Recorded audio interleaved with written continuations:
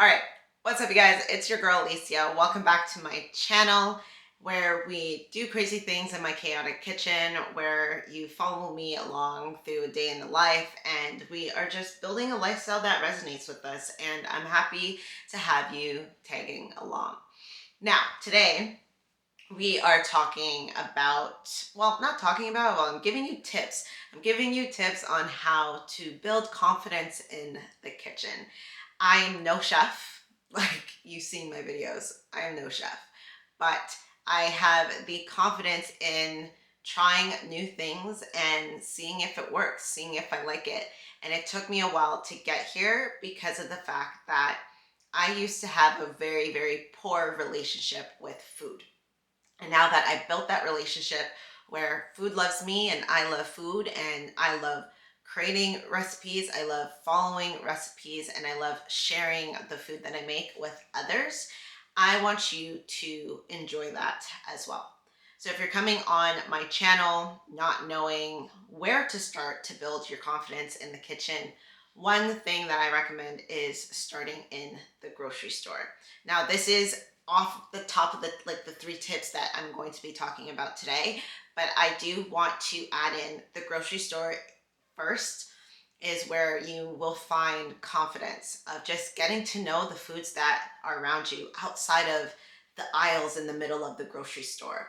Spend some more time in the produce section, spend some more time in the meat section, and also spend some more time just like looking at ingredients that you buy, right? And looking at, like, if you pick up a box, read the ingredients, see the ingredients, see if you know what the ingredients is or if you understand it. There is a rule of thumb that I used to follow where if it's more than 6 ingredients, I'm not really going to buy it. But there are times, depending on what I am making, the stuff sometimes have more than that 6 ingredients. And again, it's just by knowing and understanding what those ingredients are.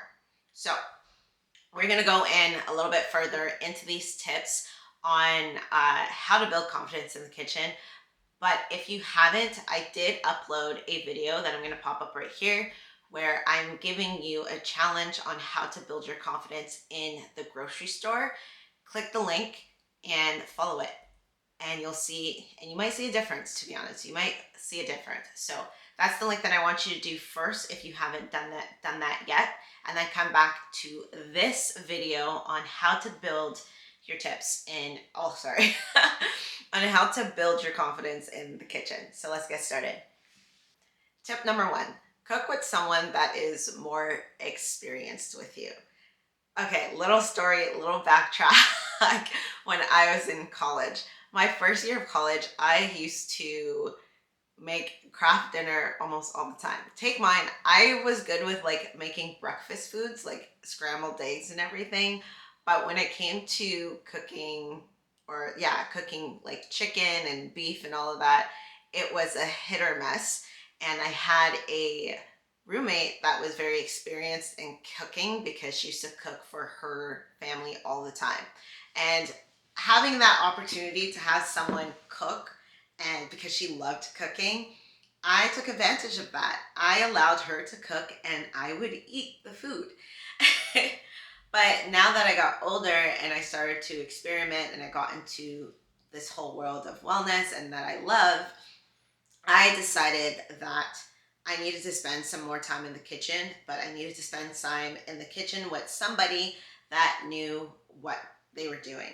Now, the reason why this tip is very important, because you start to learn how to use the right knives for when you're like cutting bread or cutting chicken and doing all of these different things. I think there's this one thing called like, uh, correct me if I'm wrong. Again, I'm not a chef here. It's like julienning or something like that. The like peppers and all that. So I did take time. I did spend some time in a hospitality class when I was in high school where they taught us a lot of this stuff. And my teacher was a real chef. Like he had 2 restaurants that he owned. But I also just like didn't take, I mean, when you're 16, you're not taking in all that information. So now that I'm in my adulting years, this experience has taught me a whole lot more.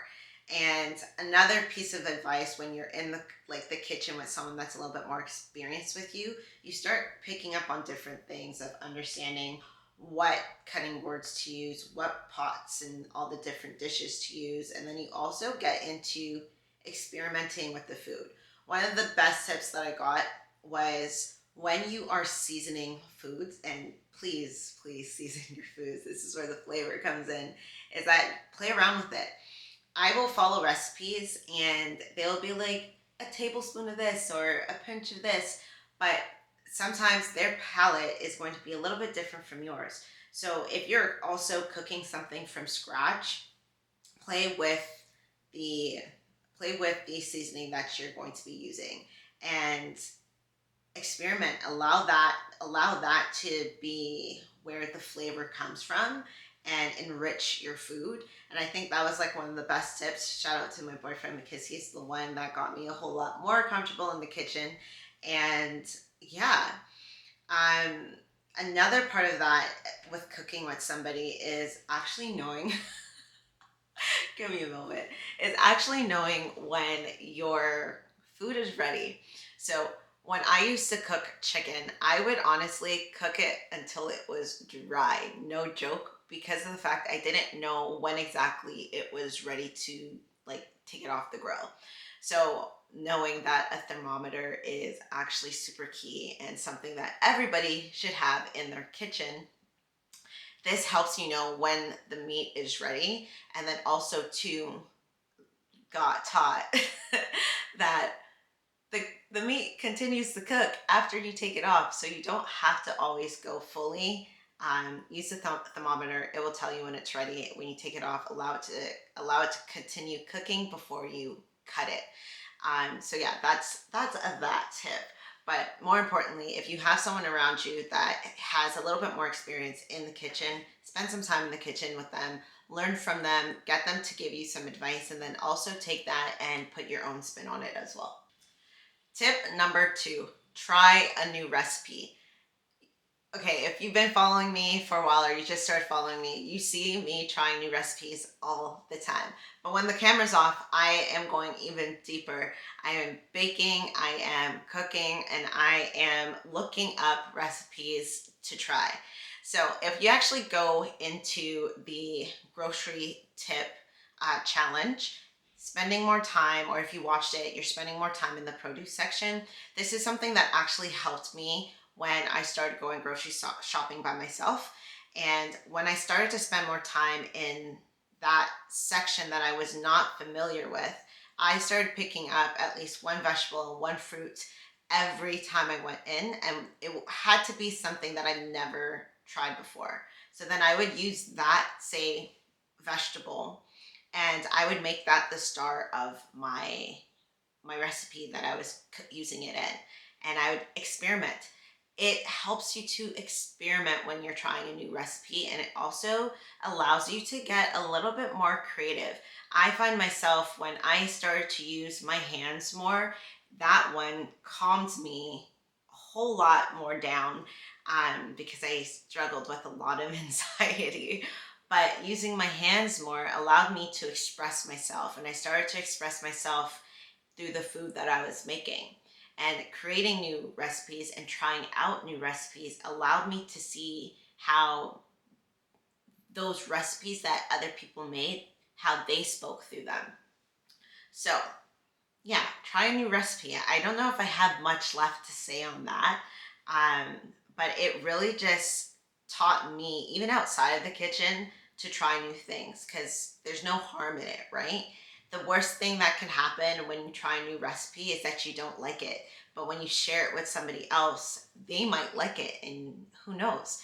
And also, when you're trying a new recipe, just like I said before, when you are experimenting with something, look at all of the ingredients that you have and that you're using for that particular recipe at hand.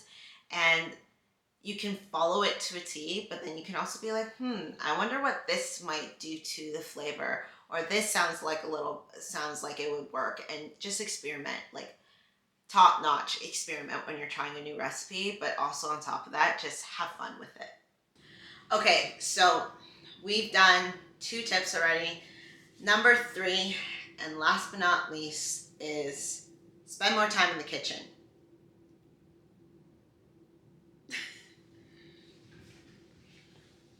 Spend more time in the kitchen. I'm going to say it one more time. Spend more time in the kitchen. That's the only way that you're going to get and build confidence in something that you've never done before. It's like going to the gym. You don't just build confidence out of nowhere. You build confidence by doing something repetitively. And if the kitchen is somewhere that you feel stuck or you feel afraid in, spend a little bit more time in there. It doesn't have to be elaborate. It doesn't mean that you have to be cooking these 5-star meals. But if you can't even make a sandwich, go to the kitchen and make a sandwich. Grab 2 slices of bread. Get some mayonnaise. Get some mustard. Get some meat, whatever meat that you like. Tomatoes, lettuce, whatever you want on that sandwich, put it in there. I think I make the best sandwiches, better than Subway, okay? But but spending more time in a place that's very unfamiliar with you allows you to get familiar. And that's the message that I'm trying to get across. The kitchen doesn't have to be scary, but it can be a place where you find yourself more calm, you find yourself happy, and you find yourself more of a giving and sharing person. I don't think that if I didn't have people that I knew that were really great in the kitchen and cooking and experimenting and showing me different things, I don't think I would have gotten started. I probably would be the same person making foods out of boxes or ordering food all the time. And I'm happy I'm not that person, because when you start cooking for yourself, you start realizing when you go out to eat, you're like, damn, I actually could have made this better. I definitely could have made this a little bit better. And it hits. It tells you that, oh, you've done something here. You've built and you've provided yourself with a skill that not a lot of people hold. And I think cooking is a skill that is something everyone should know how to do. Because if you're out on your own and you don't know how to cook, how are you going to survive? And yes, we are able to use our phone and order food whenever and however. But imagine, what if you're in the woods and you need to cook something and you need to grab an animal? Not saying that's something that would actually happen. I don't know why I use that as an example, but really and truly, spend more time in the kitchen and you'll find that that place that felt very weird and uncomfortable for you starts to become a place that you want to spend more time in. So those are my 3 tips for you in how to build confidence in the kitchen. If you have any other tips for me, just hit it down into the comments. Send this to a friend if you know that someone is looking to build some confidence and is looking to start cooking. I mean, again, I am no chef. I'm definitely not a chef, but I spent enough time watching TV shows, watching YouTube videos, and reading books, reading recipe books that helped me find a space for myself in a space that I thought I would never actually enjoy. So if you're looking to build some confidence, hit the Food Network channel and watch some shows. Go on Netflix and watch some cooking shows. Go on YouTube, watch some cooking videos, and experiment. Follow the recipes. It's that simple. Sometimes you don't even have to be the one creating or experimenting. Sometimes you just need to be able to follow something step by step and see what you can create. It's your girl Alicia. I hope this video helped you. I will be back again in my chaotic kitchen, cooking up some stuff, but also just doing the damn thing and just building a lifestyle that resonates with me. I will chat with you guys later.